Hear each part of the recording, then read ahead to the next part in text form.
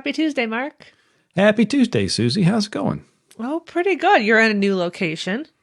I am, just temporarily. We drove not across the country, but a long way from Big Colorado chunk. to Alabama, big chunk, to visit with family. And it's very hot. I bet. I am complaining about the heat here in Colorado, so I can only imagine what it is like Yes. in Alabama. It's amazing I can forget that after growing up in this neck of the woods, to forget exactly how hot. I think the best way to say it is hot in Colorado, no doubt. But it's kind of a thin layer of hot. You know, it's very specific. Here it just envelops everything. It's impressive. It's impressive. I will take your word for it. As a very heat intolerant person, I will stay here and complain in the hot, dryish. It's kind of humid in Fort Collins, but speaking of hot, one of the brands we've been working very closely with has a hot new product released today. Tell us about it. Santa Cruz has released the Skitch today, and we worked with the brand to create some complimentary content for anyone with a SmartEtailing website, and who's a Santa Cruz retailer, of course.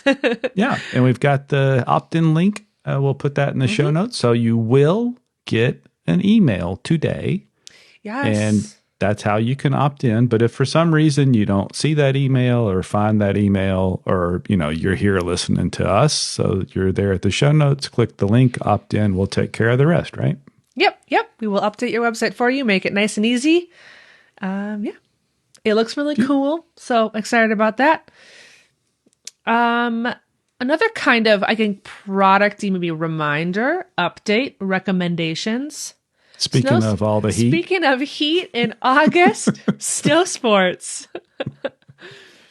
If you're a retailer that carries snow sports, you're probably receiving some of that product. You've already placed those orders. Sure. Yeah. Yeah. So what should those folks be thinking about? Well, you want to make sure you want to sell that product. And an important part of that is making sure that product's displaying on your website. So if you're not a SmartEtailing client, you don't know anything about these catalog-enabled websites, let us know. Just send an email to info@SmartEtailing, and we'll work with you on how that works. If you are a SmartEtailing client, but not yet using our snow sports catalog, and you want to make life easier, I'd suggest subscribing to the Snow Sports catalog, and that way you don't have to create those catalog items, just like you don't have to create almost all of your bike-related items. Yes. And if you are already utilizing the Snow Sports catalog and you have any questions about brands, or if we're missing a brand that you carry, please reach out. We would love to continue to improve that catalog.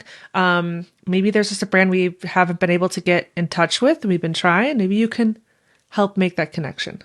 A nudge, I think that's called. A nudge, yes. Give them a little nudge. Help us help everybody.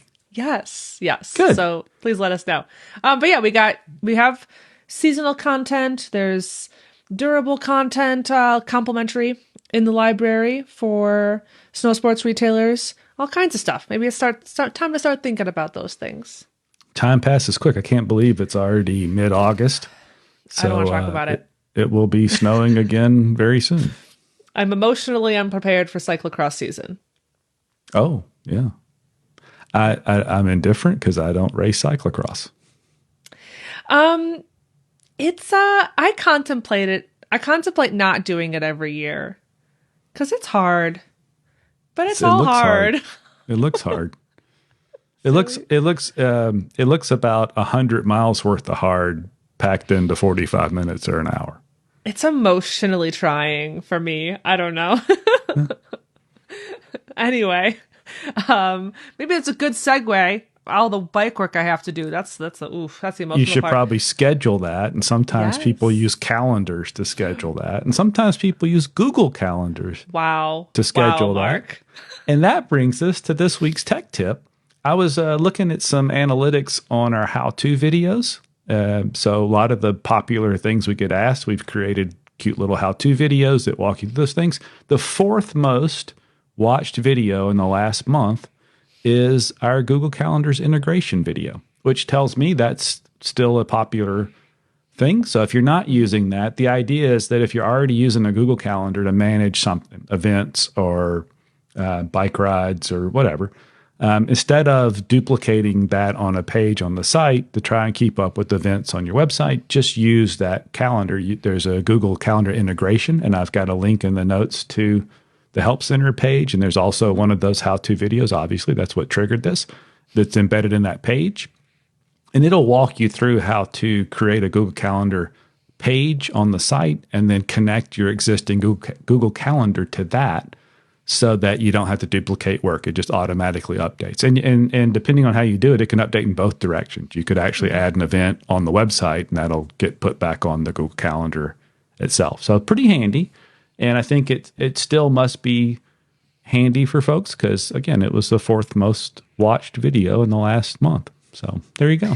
Yeah. And if you have any requests for those cute little how-to videos, let us know. Yeah, and I think, we're ahead of schedule, which is unlike us. So I'd asked the client success team if they had any tips for Tech Tip Tuesday. And then I thought of the Google thing, but I looked back just as we were getting going, and Barbara had an excellent one because we just made a change in the order management where if an order fails risk review, we always would put that information in the order, but you really kind of had to look for it. It was in a particular place. And now we have added, so for your bonus tech tip we have added a giant red warning, failed risk review. Can't miss it. You can't miss it, and you really shouldn't ignore it. So I'll put a screenshot here where you can see it, but it's pretty cool. It's gigantic, and you can't miss it because what'll happen is, I don't technically know how this works, but essentially the order comes in and it makes it far enough through the process to be an order. So it shows up in Order Manager and it looks okay for a moment, maybe a few seconds to a minute or two. But then as that massive process in the background for WePay goes on, they may uncover something that suggests that it should fail risk review. It takes a minute to do that risk review. And so if you're not paying attention, you might go ahead and fulfill an order and not realize that after it came into the Order Manager, it failed risk review. Really hard to do that now. So I think that's a great thing, and hopefully it helps people. Not that it happens that often, but it can happen where, whoops, we fulfilled an order for pickup in store and we weren't paying attention and didn't realize it failed risk review. Yeah. It's a good one. Wow, I'm so impressed with your transition into the tech tip originally. That was impressive, Mark. I don't know how we're going to do better than that. Sometimes I just wander around and find my way. I think that's called life. Yes. So we always wrap this up with a little tidbit about snacks because that's like my main focus in life. It's very central to my personality. Better or worse, I don't know. But I'm very curious. Have you had anything delicious in Alabama?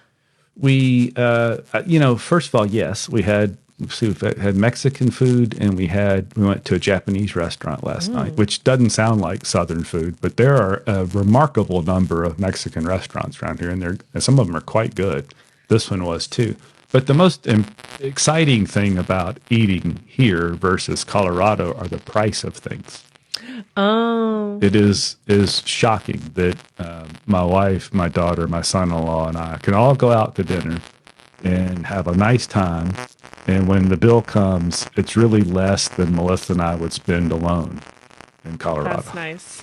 I will forever be haunted by a restaurant in a mountain town I used to live in Colorado that even in like the early aughts, they were charging like $30-something for some enchiladas. And it's just like, I made those last night and I thought they were pretty cheap.